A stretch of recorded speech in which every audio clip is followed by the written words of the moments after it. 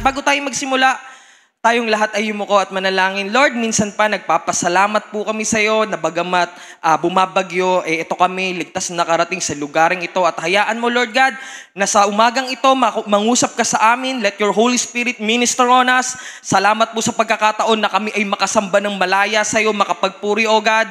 It is an honor po. Salamat, ikaw ang maparangalan, ikaw ang maitaas, ikaw ang marinig ngayong umaga nito. Purihin ka. In Jesus' name, Amen. Tayo pong lahat ay makakaupo. Amen. Now, ngayon pa lamang po ako po ay humihingi na ng paumanhin dahil baka mag-extend po tayo ng kaunti dahil bagamat si Kuya Paul, kilala nyo naman, mabilis lang. Pero ayaw nating i-compromise yung Word of God. Amen po ba? Amen. Balikan po natin yung ilang mga bagay dahil medyo mabilis po ba ako? Para ba ako nagrarap? Pero kasi medyo naghahabol tayo ng oras. Balikan po natin ng ilang mga bagay na napag-usapan natin. Dahil tayo ay nasa tema ng advance at ito ang ating main verse, sabi dito sa Matthew chapter 11, verse 12, in New Living Translation. From the time of John the Baptizer until now, the kingdom of heaven has been forcefully advancing and forceful people have been seizing it. So, hindi naman halata no, na tayo ay nag-a-advance. No? Dami natin busy ang ating church. And now, tayo yung mga forceful people na yan, na na have been seizing it. What do you mean by seizing it? It means you are holding on to it. Amen? Ayun po ang ibig sabihin ng seizing it. Kaya nga po tayo ay nasa tema ng advance. At ano nga sabi nun? Paki-forward na po. Yan, tayo ay nasa tema ng advance at balikan natin kung ano nga ba yung ibig sabihin ng advance. Sabi dito, to move forward, to make improvement, to make progress, to increase, to have development, and also to get a leading position. So, yun pala yung meaning ng advance. Sino dito gusto niya mag-advance ang buhay niya? Parang di lahat. Sino dito, ulitin ko po, ang gustong mag-advance? Amen. Praise God. Pero sabi nga, you cannot advance nang nakaupo ka lang. Nang nag-iintay ka sa wala. Okay, nang iniintay mo, Lord, gusto ko mag-advance sa buhay, gusto ko pagpalain, gusto ko ganito, ganyan.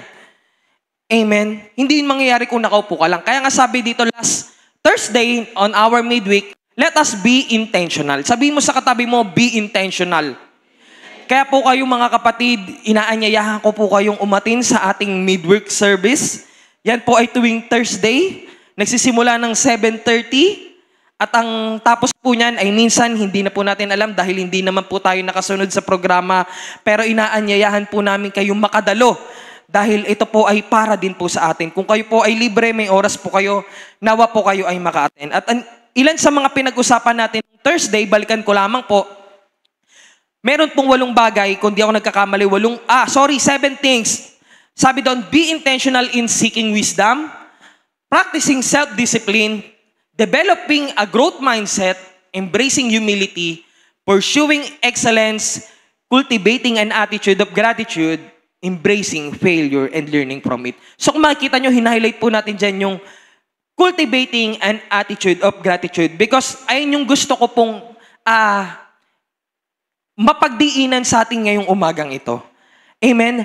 Be intentional in cultivating an attitude of gratitude. Sabihin mo sa katabi mo, attitude of gratitude. Sabi doon, gratitude is not only the greatest of virtues, but the parent of all others. Sabi ni paring Cesaro. So, ano nga bang ibig sabihin nun? Sabi doon, without gratitude, all other virtues are lessened or nullified. So, bigyan ko po kayo ng example. You can respect me without being grateful to me. Tama po ba? Hindi mo naman ako respetuhin nang di ka nagpapasalamat sa akin. Di ba? Tama naman po, di ba? But you can't say na grateful ka sa tao na hindi mo siya nire-respeto. Tama po? Gets nyo po yun? Hindi mo pwedeng sabihin humble ka kay Lord, tas di ka marunong magpasalamat kay Lord. Nagigets po ba natin? And it's so on. Nanganganak yun. Kaya nga sabi dito, gratitude is the parent of all the virtues. Kaya kung meron kang gratefulness, ibig sabihin maraming attributes ang meron ka. Amen? Nagigets po ba natin? Medyo mabilis po ba o tama lang? Amen? At sabi dito, bakit natin to pinag-uusapan? Bakit gustong ipagdiinan itong gratitude na ito? Because sabi dito, your attitude and not your aptitude determines your altitude. Kasi gusto nating mag-advance, tama? Sino dito gustong mag-advance? Ulitin ko po, sumigaw ng amen. Marami tayo. Pero ang sabi doon, your attitude and not your aptitude determines your altitude. Nakabase sa attitude mo, yung taas ng mararating mo. Hindi sa aptitude. Ano ba yung aptitude, Kuya Paul? Ayun yung basic, kumbaga sabi dito, ang aptitude is a natural ability to do something. Halimbawa, may gift kang tumugtog, sumayaw, magaling kang mag-speak, hindi yan na magdadala sa'yo o magtataas sa'yo. Alin daw? Yung attitude mo. Kaya kung tingin mo magaling ka na, kapatid, kung tingin mo mahusay ka, humble lang, check mo yung attitude mo.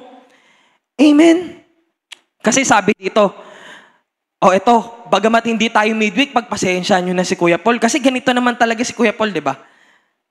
Sabi dito, marami sa atin gusto mag-advance sa buhay. Pero yung attitude, hindi akma. Amen? Halimbawa, gusto mong pagpalain, hindi ka nga kumikilos eh. Hindi ka marunong magbigay, hindi mo sinusunod yung alit ng tunin ng tinuturo ng Diyos. Amen? Gusto mo maging pagpapala, pero ikaw yung number 1 buraot. Amen? Hindi nyo pa po kailangan mag-seatbelt. Pero, naintindihan po natin, nang mabigat, pero ayun eh. Kasi marami tayong gustong marating, gusto nating mag-advance, pero yung attitude natin sa bagay na yun, malayo. May kausap pa ako. Hallelujah.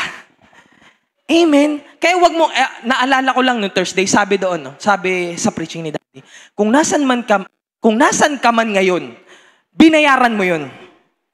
Kung nasan ka man ngayon, desisyon mo yun. Okay? Kaya wag mo nga hanapin kay Lord, kapatid.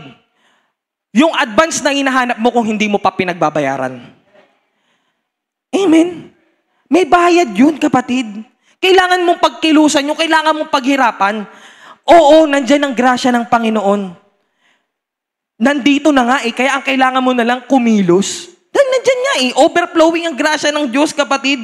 Pero kung uupo ka lang, walang mag-a-advance sa'yo. Amen? Okay pa po ba tayo dyan? Hindi po ako galit. No? So ayun po ang tema natin ngayon. Sabi mo sa katabi mo, advance, attitude of gratitude. Amen? Intro ko pa lang po yun. No? Sabi doon, if gratitude is the mother of virtues, we must be intentional on cultivating an attitude of gratitude. Tama? Kasi yun nga yung parent So, kailangan mamaster din natin tong attitude of gratitude. Basahin ko po ang ating main verse for this morning. Sabi dito sa 1 Thessalonians chapter 5, verse 18.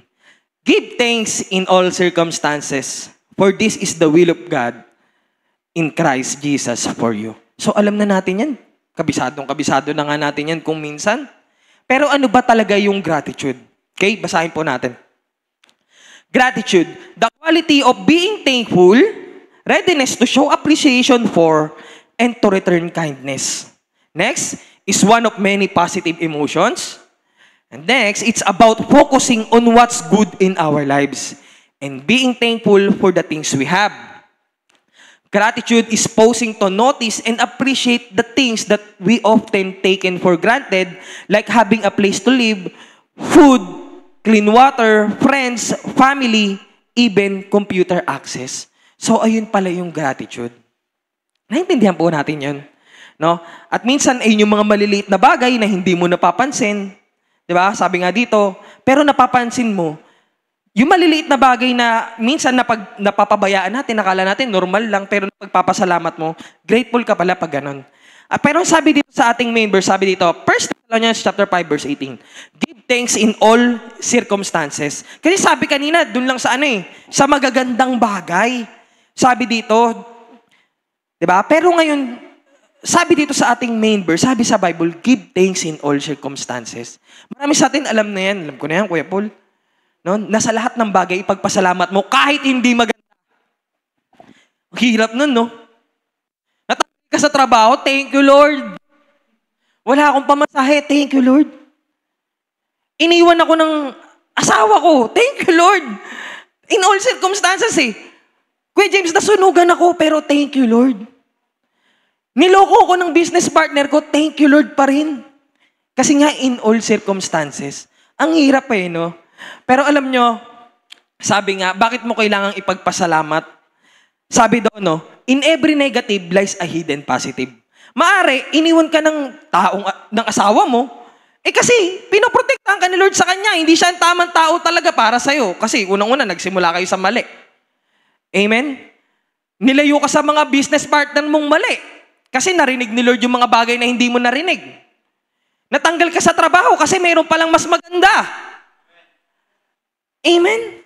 Kaya lagi ka lang, alam mo yun, laging mayroon dapat ipagpasalamat sa Panginoon. Amen? Parang ayaw niyong maniwala Parang ang hirap talaga niya, Kuya Paul Pero ayun ang buhay. At lagi mong tatandaan ang mga bagay na nangyari na. Hindi mo na yan mababalikan. Ipagpasalamat mo na lang.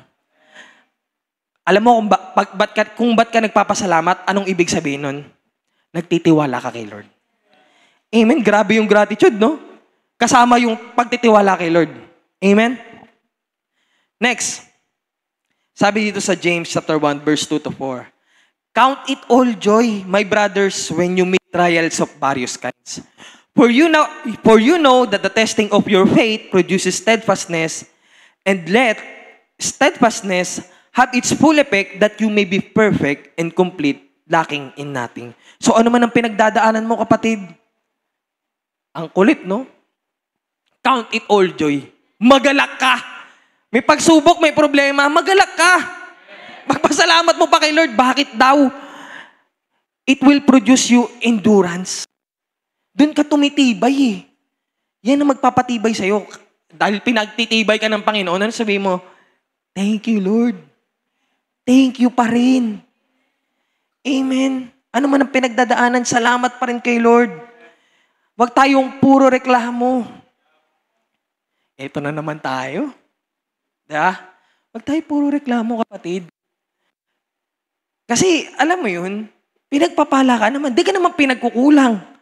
Pero dami mo pa rin reklamo. Alam mo kung bakit? Ito yun Sabi nga, wala ka sa bagay na hinahanap mo kasi hindi ka pa para dun. Pasalamat ka kay Lord. Kasi pag nilagay ka kagad dun, baka mawala ka Baka ikapahamak mo Amen? Wag puro reklamo. Kaya sabi dito nalagpasan na natin, sabi dito sa Philippians chapter 2, verse 14, do everything without grumbling or arguing. Gawin mo yung mga bagay na walang pagrereklamo. Amen? But pag tahimik lagi kayo. Walang reklamo, kapatid. Mahirap man. Sunod lang tayo. Sabi dito, anong ibig sabihin? The action or fact of complaining in a bad-tempered way. Yun pala yung grumbling. Ano pa? Expressing a complaint in a bad-tempered way. Parang lagi kang may reklamo kay Lord. Parang galit ka pa kay Lord Amen? Wrong attitude ka agad. Amen? Complaining to God shows that we realize who God is.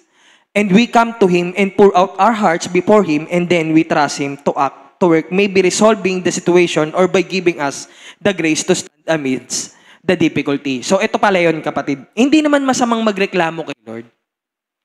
Pero yung reklamong, Lord, yung magko-complain ka na, Lord, sa kabila ng ito yung mga pinagdadaanan ko, nagsusumbong ka kay Lord, kumbaga. Hindi yung nirereklamo mo yung pagka-Diyos niya. Okay, gets nyo? Ito yun pwede ka mag-complain in this way, na nakikita mo na si Lord ay Diyos at alam mong may magagawa siya sa katayuan mo. Hindi yung nagre-reklamo sa pagka-Diyos niya dahil feeling mo nagkulang siya sa'yo. Amen? Amen? Gets po natin yun. Next. At nawa, no? Kaya ito rin yun yung gratitude. Kaya ito gusto ko rin pong maipagdiinan sa inyo. Dahil naalala ko tong istorya na to sa Exodus chapter 14, verse 11 to 12. So, shinortcut ko na lang po to dahil masyado itong mahaba. Ito yung time na itong mga tropa nating Israelites, no? Niligtas siya kumbaga, ginamit si Moses para ilayo sila sa Ehipto.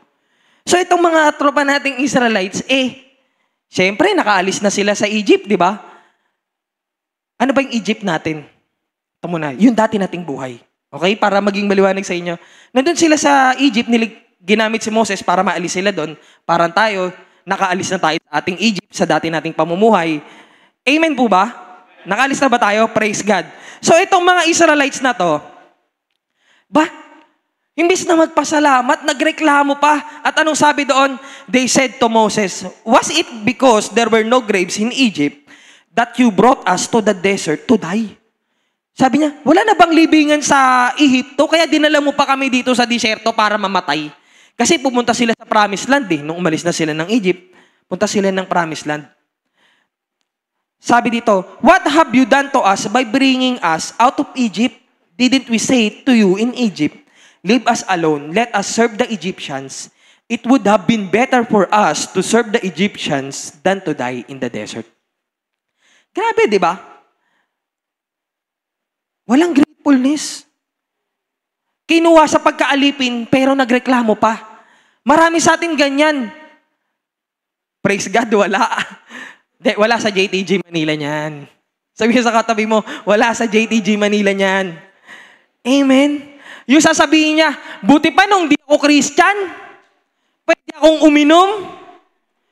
Meron ba ganyan? Wala talaga. Praise God. Buti pa nung di ako Christian, pwede ako mambabae. Walang pipigil sa akin. Wala akong iintindihin. Wala akong iisipin na baka makita ako nila pastor, nila Paul, nila kung sino man. Amen?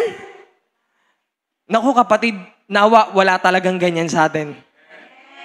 Na nasasabihin mong mas mabuti pa yung dati mong buhay, ay, wag na wag.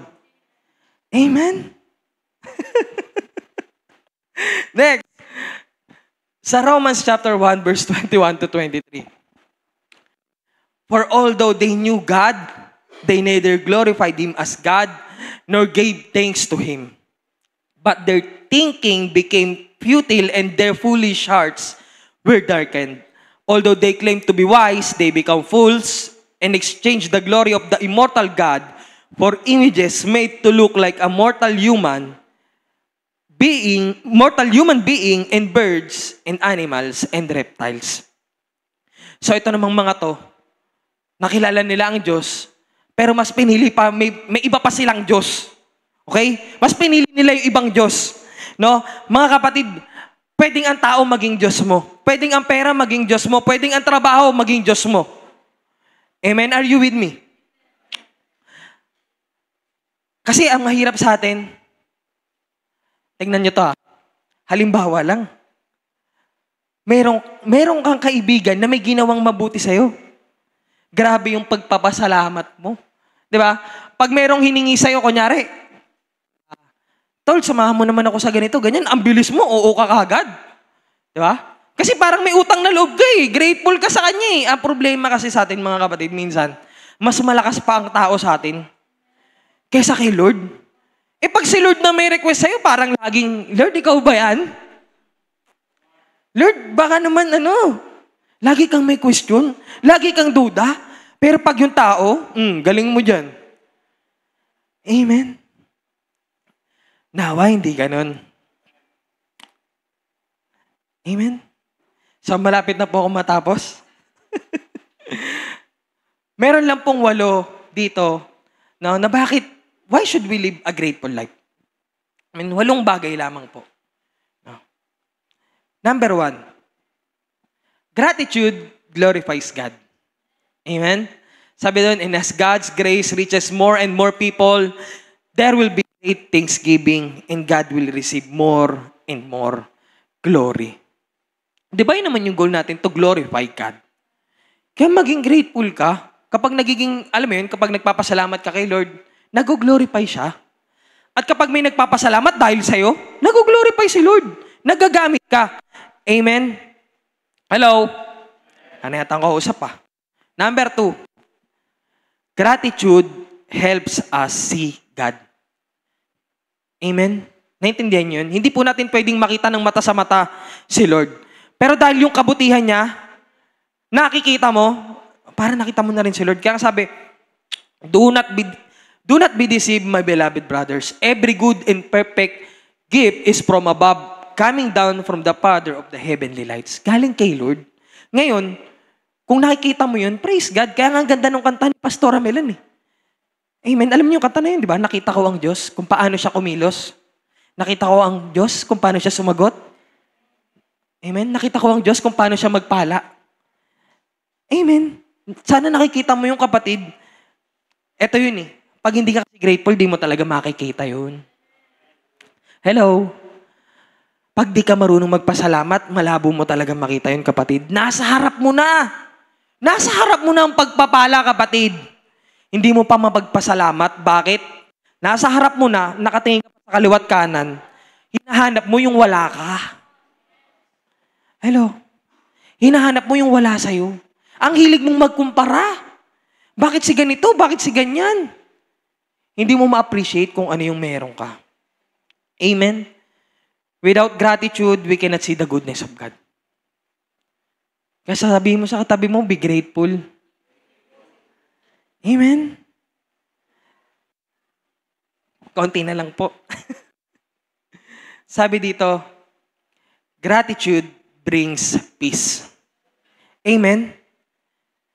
Do not be anxious about anything, but in every situation, by prayer and petition, with thanksgiving, present your request to God, and the peace of God, which transcends all understanding, will guard your hearts and your minds in Christ Jesus. Alam mo, kapag mapagpasalamat ka, there is peace. Sabi ko nga noon dumaan ang pandemic, praise the Lord, alam mo yun, hindi kami nalugi sa negosyong ginagawa namin. Kasi, tiwala kami kay Lord. Kaya kapag may nagtatanong, paano nyo na kaya? Sagot ako ni Lord Si Lord lang palagi. Ngayon, kung wala kang gratefulness kay Lord, kung hindi mo alam yung salitang gratitude, mapapraning ka, kakaisip sa negosyo mo niyan, par. Amen? O kaya sa trabaho mo, paano mo kukunin tong ganito, yung ganyan? No? Pero kay Lord tayo sagot tayo ni Lord. Amen? Sabihin mo, be grateful. Tiwala rin. Kaya ayun nga sinasabi ko sa inyo, pag may gratefulness ka, nandun yung tiwala mo kay Lord. Amen? Now, binibilisan ko na po. Next. Gratitude draws us to God. Ito, isang istorya ulit.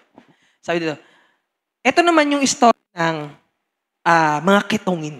So, pinaikli ko na lang uli mga kapatid kasi baka masyado kayong antukin pag kinuwento ko sa inyo ng buo at binasa pa natin, no? Pero this was the story of the 10 leper. So may pinagaling, sila nakita nila si Jesus. At sabi nila, pagalingin kami. At ano sabi ni Lord sa nila? Sige, pumunta kayo sa pahari para kayo ay magpasalamat. No? At habang naglalakad sila, papunta pa lamang sila dun sa pahari. No? Gumaling na sila. Praise God, di pa sila nakakarating gumaling na. Pero ang matindi ron, 10 sila. Okay? 10 sila Sino kaya tong isa na to? Sa 10, sabi dito, isa lang ang bumalik para magpasalamat. 10% lang nung 10. No? Sabi Jesus asked, were not all 10 cleansed? Where are the other 9? Has no one returned to give praise to God except this foreigner? Foreigner pa? Grabe, kumbaga unbeliever pa. Ay nako, nawa wala sa JTJ Manila niyan. Then he said to him, rise and go. Your faith has made you well. Kung talagang may gratefulness ka, lalo kang mapapalapit kay Lord. Pag may ginawa sa'yo si Lord, binless ka niya, lalo kang nagpapasalamat, lalo kang lumalapit. Hindi yung katulad nung iba dyan, no? Na kapag pinagpala, nakalimutan na si Lord.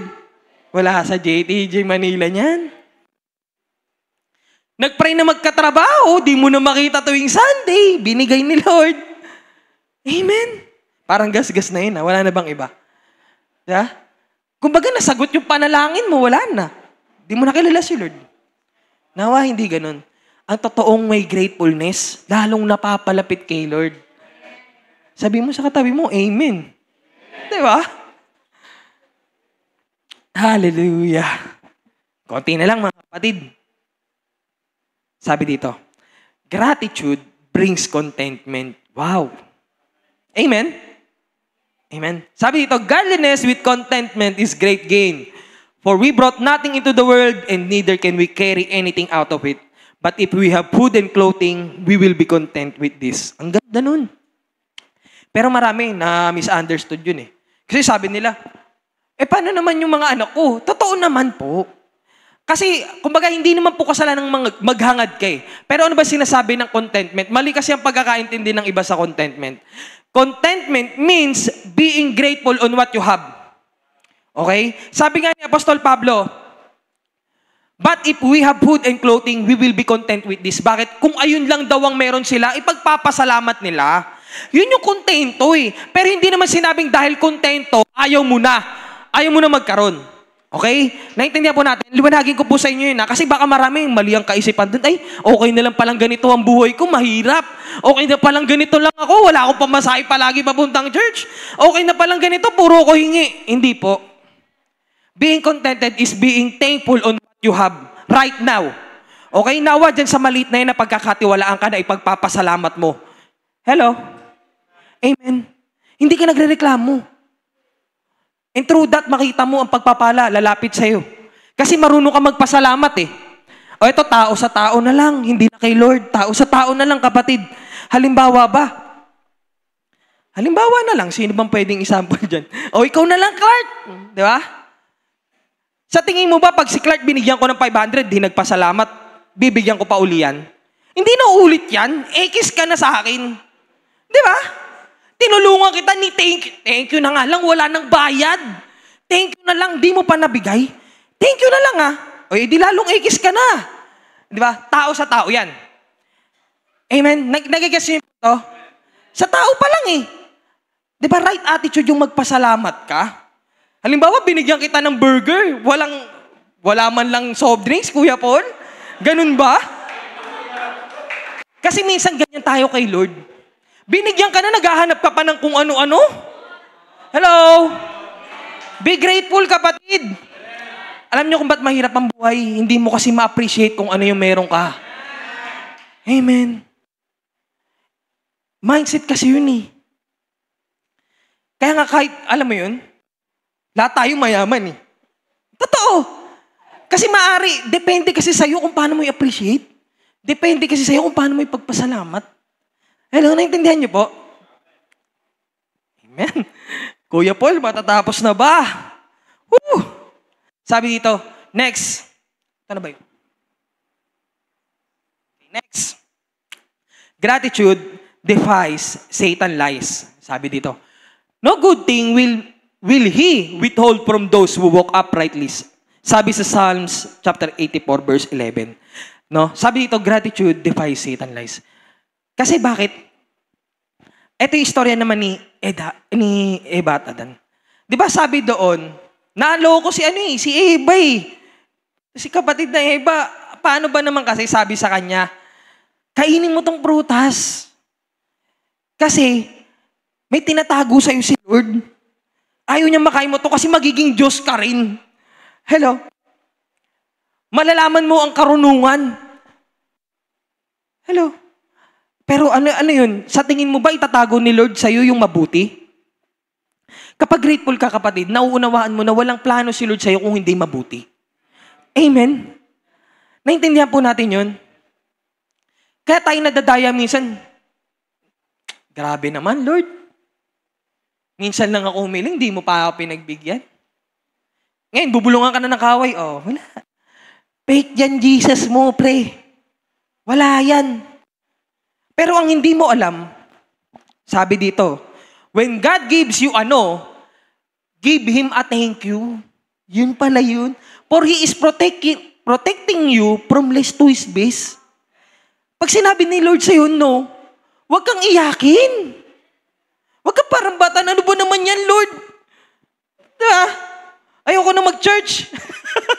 Backslide na ako.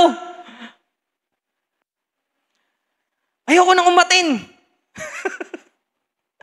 Parang bata no? Sabi doon, for He is protecting you homeless to his best. Laging may mabuting plano ang Panginoon. Sabi niya nga sa Jeremiah 29:11, di ba? O di ko na sabihin kung ano yun, alam nyo na yun. Di ba? Kabisado nyo na yun. Ilang beses na inulit-ulit dito yan. Di ba? Maganda ang plano ng Diyos sa'yo. Kaya kung no, okay lang. Relax ka lang kapatid. Hintay mo yung para sa'yo. Okay? Relax. Hinahanda ni Lord yung best para sa'yo. Amen? At pag ganun ka, nagmamature. Kaya sabi yo, maturity is not being upset on things that you don't get. Nax. Mag-mature. Pambata na lang yung yung tampuhin pa kay Lord. Amen? Next, konti na lang mga kapatid. Sabi dito, gratitude guards against envy. Sabi dito, I will give you thanks with all my heart. Kaya dapat pag nagpasalamat ka, alam mo kung buong puso, para hindi malagyan wala nang space yung inggit sa puso mo. Okay? Gets niyo yun? Kasi, envy makes us want what someone else has. Yun yung inggit tayo, pamilya pa naman tayo. Siyempre, tagal na natin magkakasama. Di ba? Tama, pamilya tayo, di ba? Makikita mo yung mga kapatid mo, pinagpapala na tong mga to, Itong si ganito, nakaganito na. Parang itong si Joshua Villapuerte, nakabili na ng kotse, Nakabenta nung nakaraan ng konto, Itong si Ate Dang, ang daming nabenta nung nakaraan, Itong si Patricia, may bagong business. Itong si Ben, may bagong may pabango. Itong si Clyde, ang daming bagong camera. Na maiinggit ka. Pero kung puno ka ng pagpapasalamat, walang lugar sa'yo yun. Amen. Celebrate mo yung tagumpay ng kapatid mo. Kapatid mo yun, pamilya nga tayo Amen. Pag puro pagpapasalamat, hindi uso sa yung inggit. Pangbata na lang din yan. Bigyan ko yung sample. Halimbawa lang, ito, kahit walang bata Medyo may isipan na yan Ito kasi natural sa bata halimbawa lang. Bigyan mo ng candy yung isa, tapos bigyan mo sa isa chocolate, magrereklamo isa Tama? Di ba? So wag kang parang bata. Kung ano yung binigay sa'yo, magpasalamat. Hello! Di ba? Sa bata na lang yun. Ba't sa kanya chocolate, sa akin candy lang? Pambata yun. Hindi ka na bata, kapatid. Hintay mo yung para sa'yo. Pero alam mo kung yung batang yun, binigyan ng candy, marunong magpasalamat, Kuya Paul, thank you yung nabigyan ng chocolate, hindi. Di na ulit yung naka-chocolate. Ikaw naman, mahilig sa kahit maliit na bagay na pagpasalamat niya Tama. Ano yun kumbaga itong sinasabi ko sa inyo, parang kumbaga common sense na lang to bilang tao. Amen. Nagigets niyo? Practical lang si Kuya Paul mag-preach. Amen. Next. Sabi nila, ano ba naman itong tao na to? Ngayon ko lang ito nakita. Ito pala to. Gratitude helps us live in the present. Ganda nun. No? Parang hindi na tayo yung yung mga Israelites na kinuha sa Egypt. Sabi dito, say not, why were the former days better than this? For it is not from wisdom that you ask this. Amen. Wag mo rin sasabihin na, pag ikaw grateful ka, hindi mo sasabihin na, buti pa dati. Buti pa noon. Bakit? Hindi ka na namumuhay sa nakaraan. Ano man ang meron ka ngayon, masaya ka. Amen. Hello. Tama ka na dun sa nakaraan. Tapos na yun Gaya nga na sinabi ko kanina, ulitin ko lang. Di mo na maibabalik yun. Nangyari na yun Ngayon, Brother Paul, talagang okay yung dati. Talagang grabe kami noon Grabe kami kumita, grabe kami sa ganito, dami naming pera. Bakit wala ka bang tiwala kay Lord na kaya niya uling gawin yan? Hello? Kaya ni Lord, kapatid, tiwala lang. Amen. Kilusan mo lang din. Amen. Next. Lapit na po talaga. Ito na po yung last. Okay? Sabi dito, gratitude is a testimony. Sabi dito, thanks to the Lord and proclaim His greatness. Let the whole world know that He has done. So, kapag nagte-testify ka, sino dito may testimony na? Praise God. Nawa may testimony na tayo kung paano kumilos si Lord. At kapag ikaw may gratefulness, na ipapatotoo mo yun sa mga tao na grabe, ganito yung ginawa sa akin ni Lord.